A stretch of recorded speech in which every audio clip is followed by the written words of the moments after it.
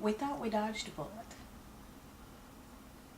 We were in my dad's basement, and we walked out after it was over, and we looked up, and Dad and I looked at each other and said, man, we must have just missed it. It must have went over us. And my neighbor was down there with us, and she left to go check on her dad because he lives across town. And she wasn't gone 5 minutes, and she came flying back down the road and just rolled down the window and just started screaming, everything's gone. And we got Ned's truck, and we went down the road, and we hung a right, and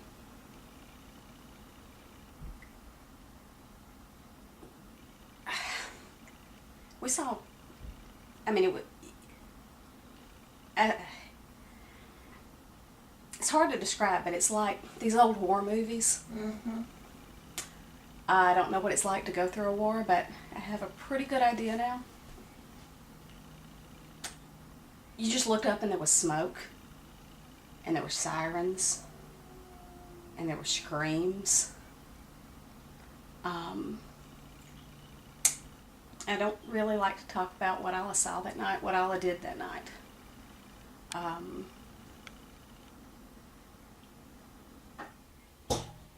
I went to see the movie War Horse when it came out. And there's a scene in that movie when the horse Joey is caught in barbed wire. And it just shows when he gets caught up in it, the devastation, and I call them the little stick trees sticking up. I almost had to get up and leave because that's the closest thing to seeing what I experienced that night as far as what everything looked like.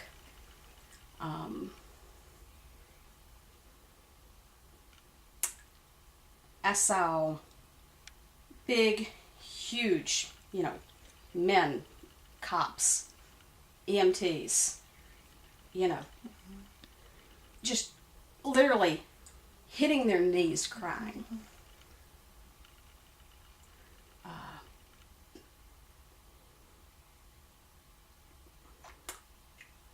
There's about 2 or 3 weeks there. If I could take them out of my brain, I would.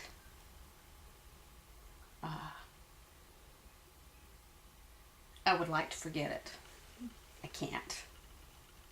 It changes you. You find somebody and they're missing an arm or a leg, and you've got to get them to a checkpoint, and we were carrying people on pieces of doors and boards, whatever we could find. I'm not a crier, not an emotional person, really. I got back about 3 o'clock that morning, and I sat down in my driveway and I cried. I have nightmares. I think we all do. How big is your community here? Pleasant Grove's about 10,000 people. At least we were before. I'm not sure what the count is now. And how much of this area was affected because of the tornado? Half the homes were lost. Half. I don't see it ever recovering in my lifetime. I just don't. And it's funny the little things you miss.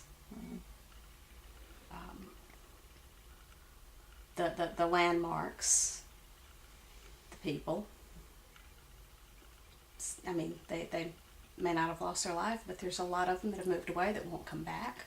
When you lose everything, a lot of people had no driver's license, no social security card, no birth certificate, no way of proving who they were, and trying to gather all that is hard. Mm-hmm. I've scanned copies of everything. Driver's license, birth certificate, my daughter's birth certificate, insurance papers, health records, photos for identification. It sounds morbid, but it's amazing what you learn to think of after you go through something like that, and you hear what people tell you and what they went through.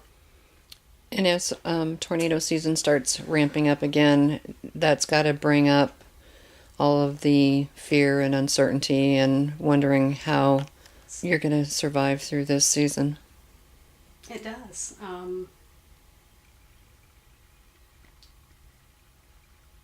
We've always said, growing up here, it's Tornado Alley, and I've always had a healthy respect for the storms, but I've never really been scared of storms, and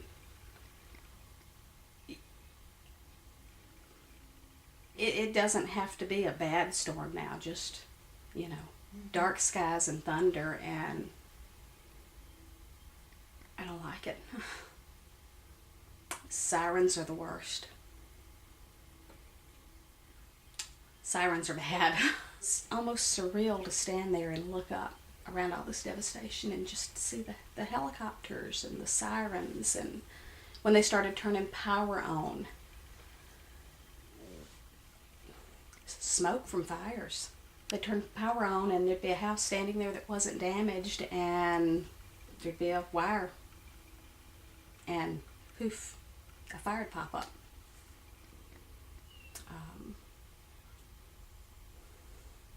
So it was very surreal.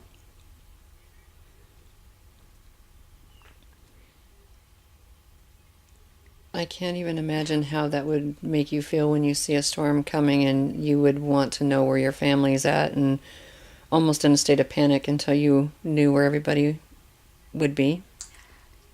We had storms March 2nd come through. I didn't send my daughter to school that day. She went to work with me. I am fortunate enough that I'm able to do that upon occasion, and she did not leave my side. And I know I wasn't the only one that did that. And they were closing the schools at 12:30 that day, I think, but she stayed home. She stayed with me.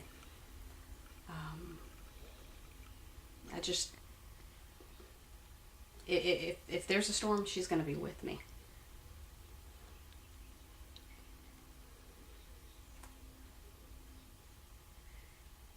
I'm not going to have to go up to school and try to find her, try to get in and then not let me in. She never used to be scared of storms. She's terrified of them now. She likes to go hide in the basement, wants to, begs to, just over a thunderstorm.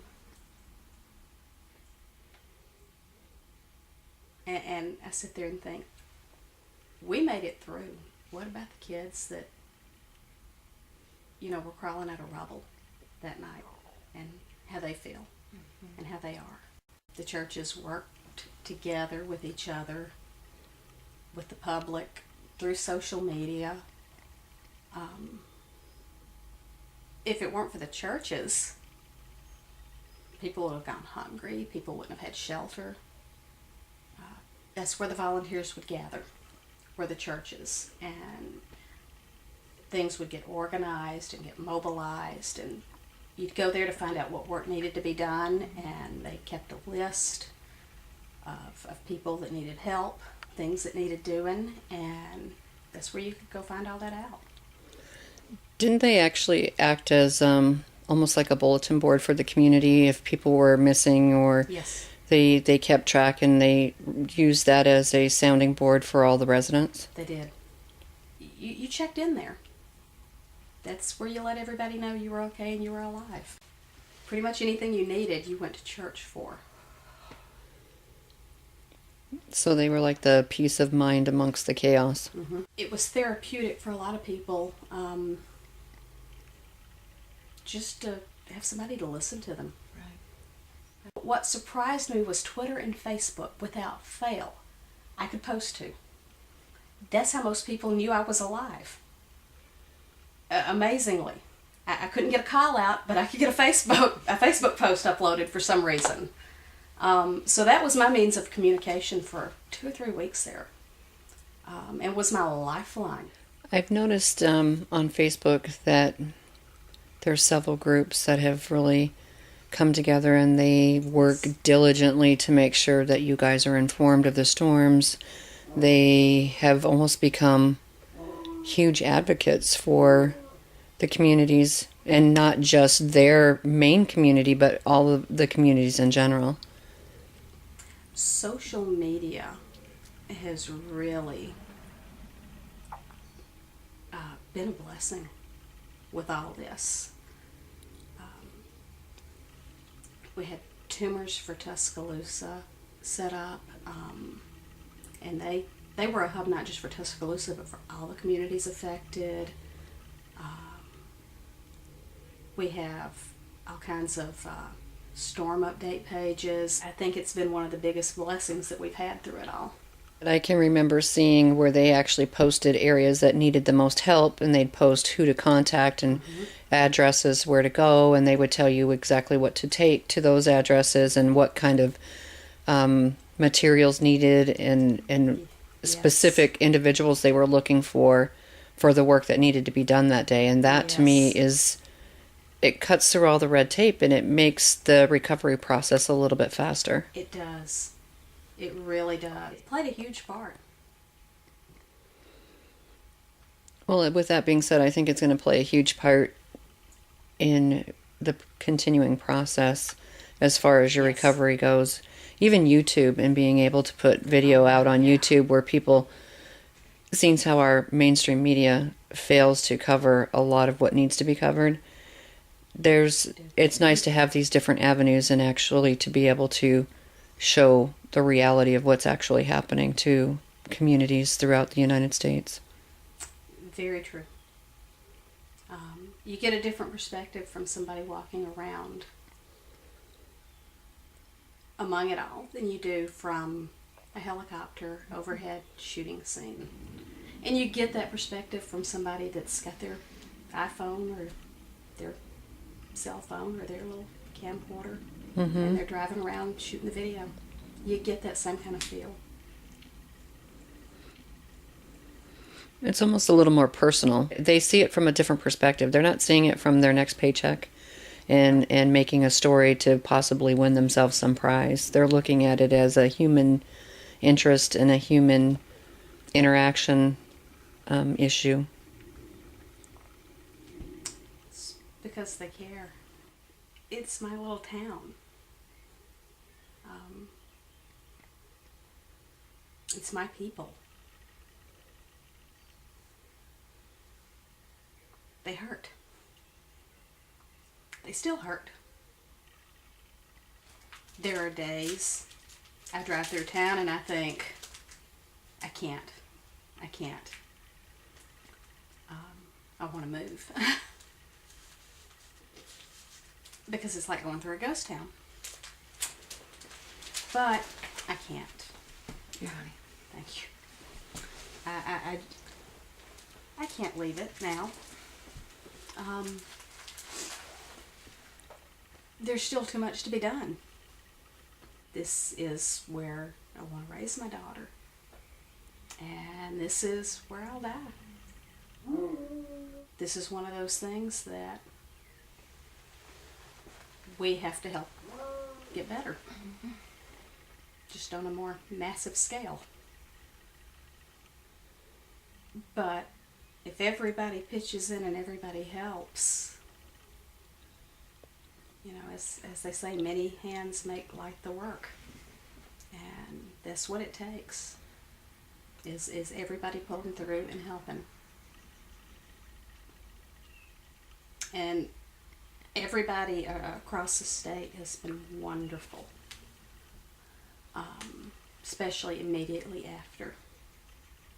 The people that came in and helped, and people that came in from other states and helped, just it was amazing.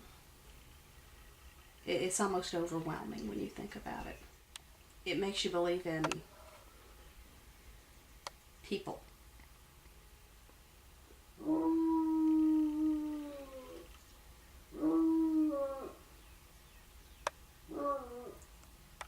I have one of my favorite sayings is giving a hand up and not a hand out.